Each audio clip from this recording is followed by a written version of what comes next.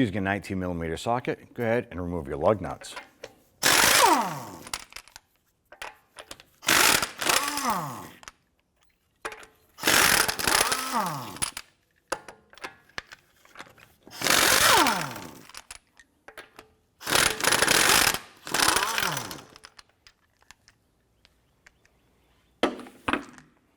With the lug nuts removed, we'll go ahead and remove the wheel, set that aside.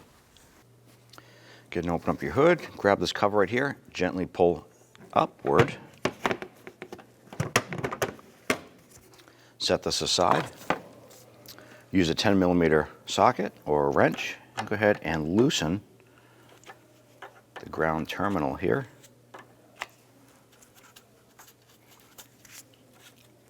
Go ahead and remove that, set that aside. I'm going to go ahead and put the ignition key in. Turn it to the on position, allowing us to have full motion to turn the steering wheel without draining the battery.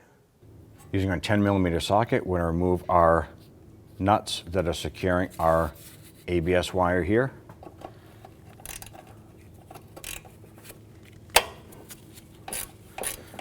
Loosen and remove these, take the brackets off.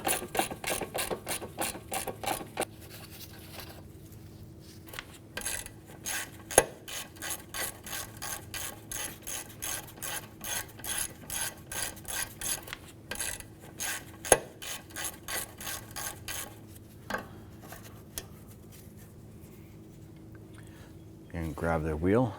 You can manually rotate this. Get into this back bolt here.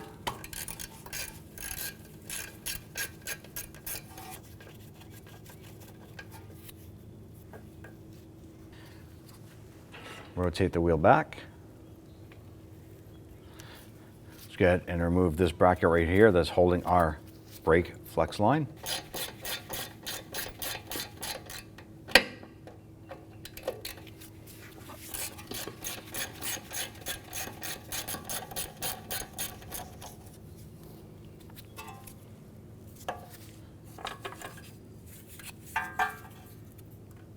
Using a pair of pliers, we're going to go ahead and remove our cotter pin from our outer tie rod here.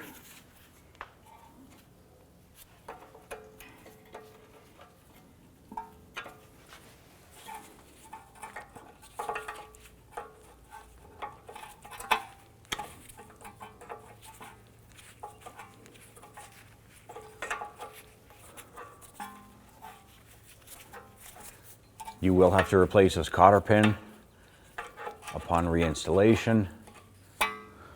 Using a 19mm socket, go ahead and remove the outer tie rod and nut. We're going to use a hammer and we're going to strike the knuckle here to release the tie rod end.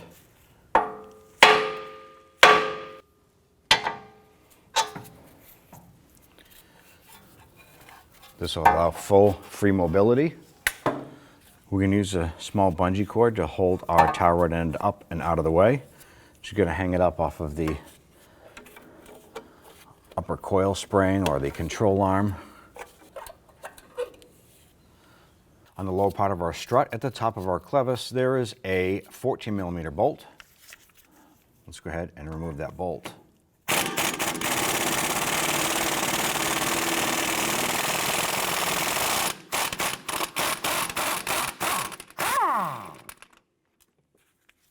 On the bottom clevis fork here to the lower control arm, there's a 17mm bolt with a 17mm nut. Let's go ahead and remove the nut from the bolt using a wrench and socket. Go ahead and work that bolt out.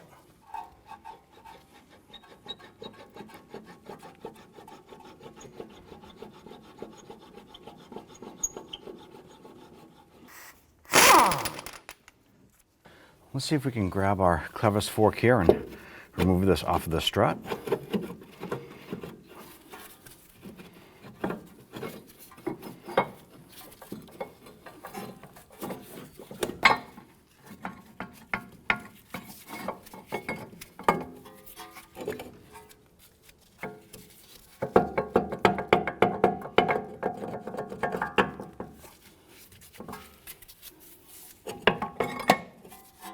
Our CV axle nut has a little dimple right here. I'm just going to put our little punch in here and open that up so we can go ahead and remove that nut.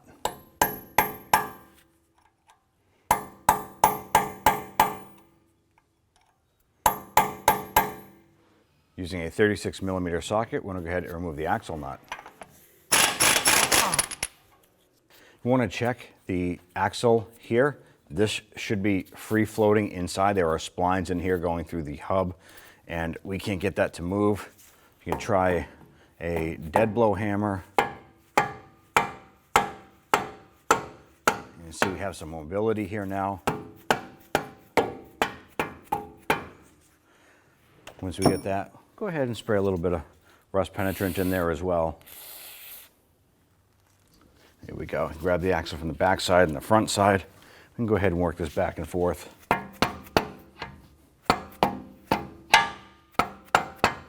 Okay. In the upper control arm here, I want to go ahead and remove the cotter pin. Use your pliers. And straighten this out if you can. And try and pull this out.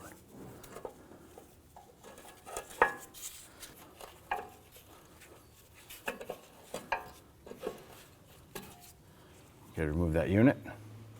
Using a 17mm socket, let's go ahead and remove this nut right here.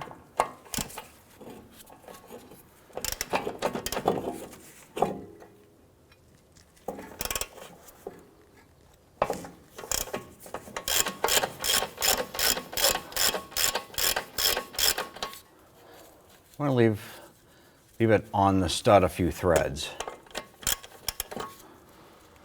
Now I want to try and separate the upper control arm ball joint from the knuckle itself. We're going to use a hammer and strike the side right here, try and get this to separate.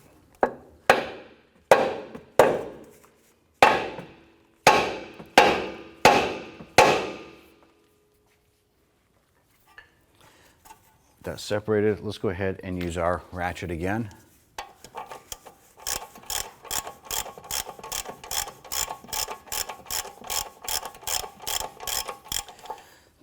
This nut here is supporting this knuckle itself, so be prepared when this comes off. The knuckle can swing out and away, so be careful with that.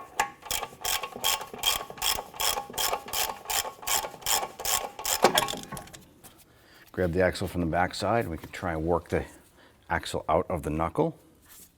On the front side here, on the center of the axle, is a little dimple. We're going to use a punch with a hammer, and we're going to just try and assist that axle coming out through the back side.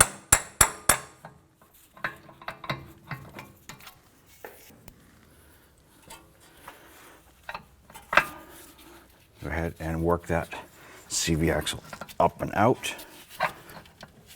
And just kind of work the knuckle around until you can get that popped out.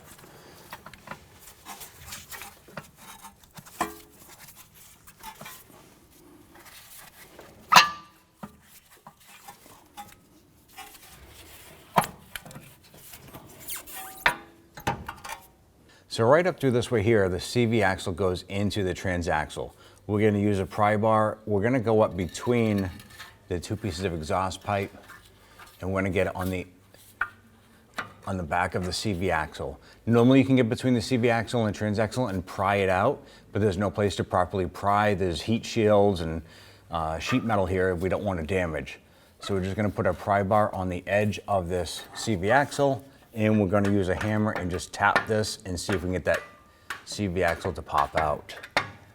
Now while this axle is coming out, you want to be prepared. Have a catch can or some towels underneath. You may have some transmission fluid come out, so you want to catch that. Don't let that spill onto the ground.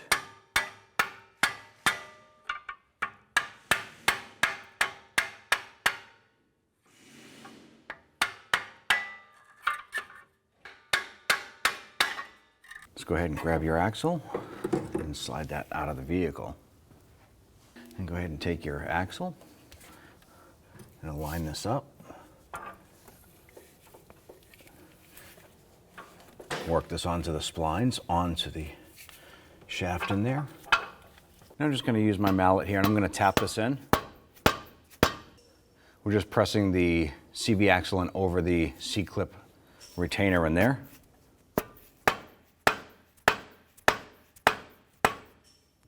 Let's go ahead and take that CV axle, and we're going to go ahead work this around, get that into the bearing.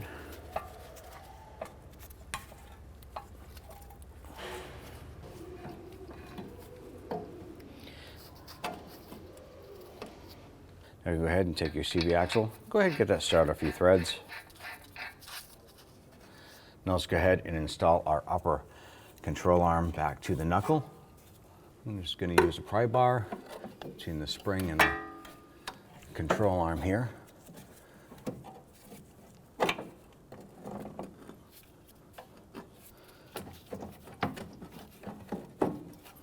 Work that through. Let's go ahead and get this upper ball joint nut started. Now it's safe to release that pry bar. And when tightening this down, this is a castle nut. So the little notch that is in between these little tabs is where you're going to want to place your cotter pin. So you have to line up one of these notches here with the hole that is in the ball joint. So we're going to grab our ratchet and we're going to tighten this up a little bit more, and it will torque it, and then we'll line up our slot for the cotter pin.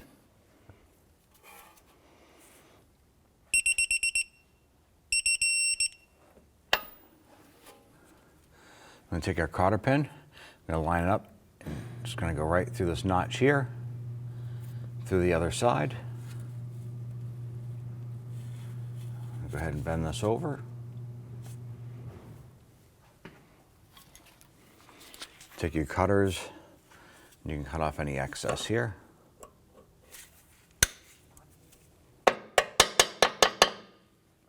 We're going to go ahead and install our clevis fork here. We did clean up the inside of the clevis fork, and we applied a light coat of grease on there. And use a small pry bar just in the back here. I'm going to try and work this clevis fork back and forth, help that slide on.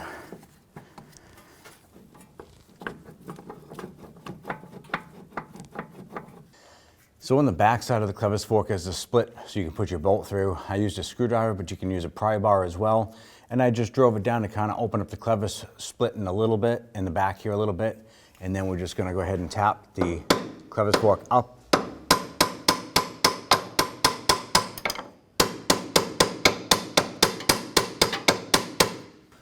On the back side of the clevis fork, there is a notch that needs to line up with the notch on the back side of the strut itself. So you might have to rotate this using a pair of large channel locks or something to get that to line up with that. On the back side of our strut and our clevis pin notch, that little tab fit right in there perfect. Let's now go ahead and put in our clevis pin fork bolt here.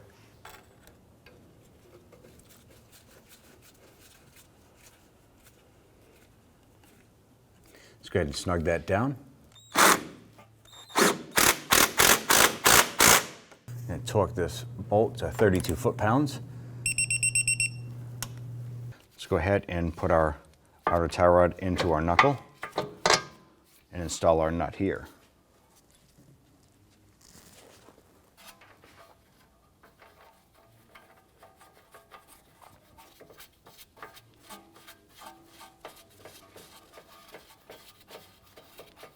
Let's go ahead and tighten this nut down.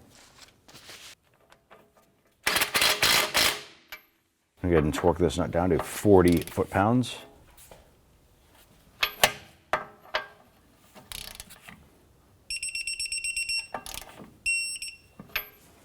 Once that nut is torqued down, we're going to go ahead and install our cotter pin here.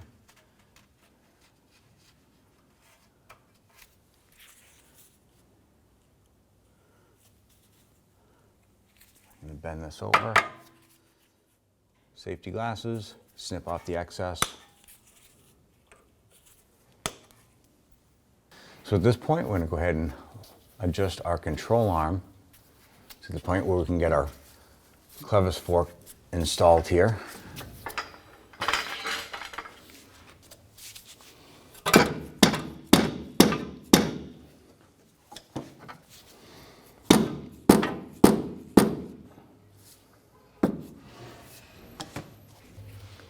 Install our bolt in.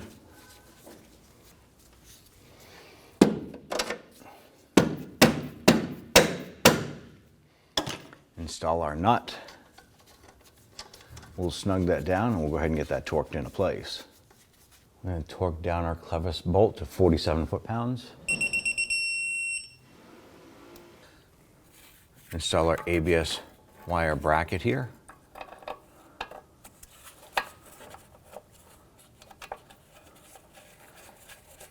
Let's get that nut started.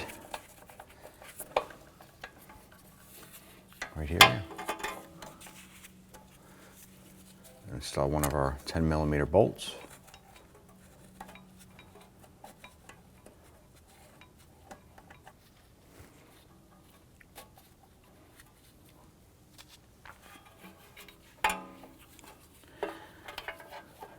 Install our other bolt down below here.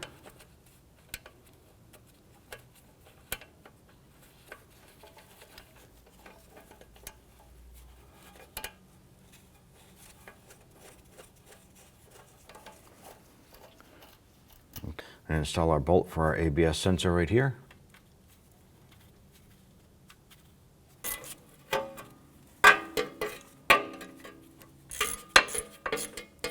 Just going to snug that down gently and repeat for the other bolts.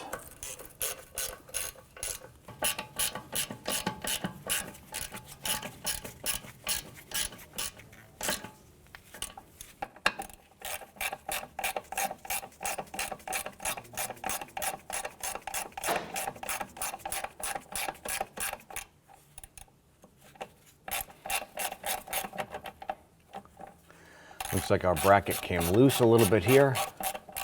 This little tab needs to be inside the control arm. Just reposition that, pop that up and in.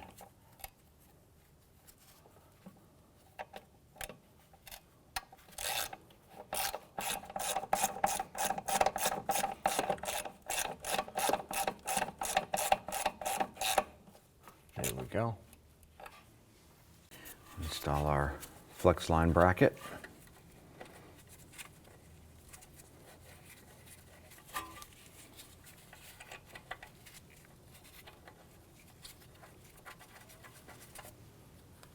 We'll just snug those down.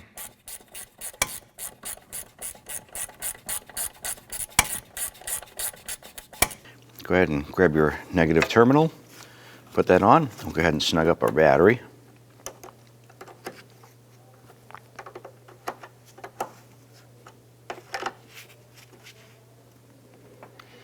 Once that's on, go ahead and grab your cover, line that up,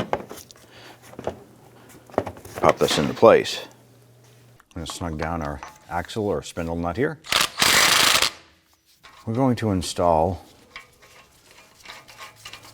2 of the wheel lug nuts. I'm going to thread these on down.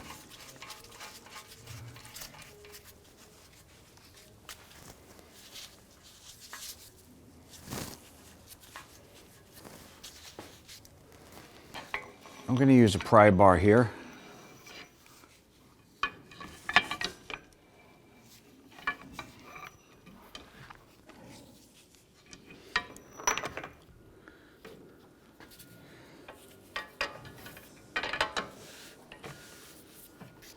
I'm going to use this to hold that wheel from rotating. I'm going to go ahead and torque. Go ahead and torque our axle nut to 181 foot-pounds.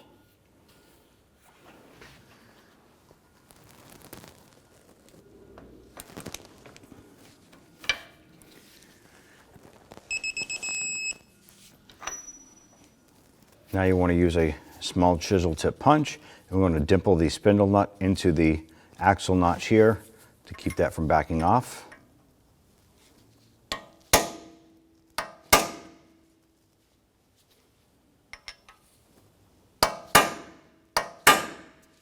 Now I'll go ahead and remove the lug nuts.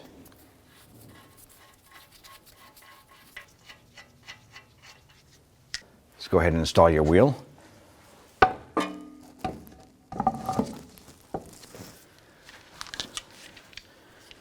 Get our lug nuts all started by hand first, and then we'll snug those down.